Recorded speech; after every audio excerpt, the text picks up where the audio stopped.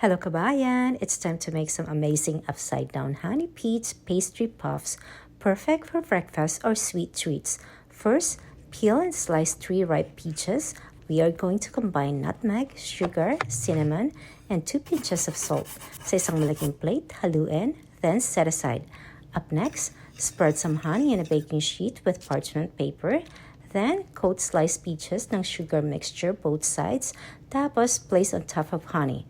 Let's unroll our pastry puff sheets. Slice natin into 6 rectangles evenly. Make a hole for fancier looks. Tapos cover natin ng pastry puff. Then brush with an egg yolk and don't forget to crimp the edges of your pastry puffs.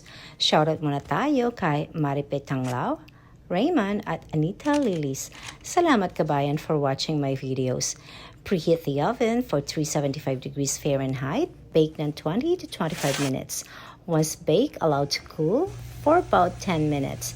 You can also top it with some powdered sugar for added sweetness. O ayan na, this upside-down peach pastry puffs ay talaga namang nakakatakam. Pwedeng pang breakfast, dessert, or snack. At hindi pwedeng tanggihan. Tara, kain tayo!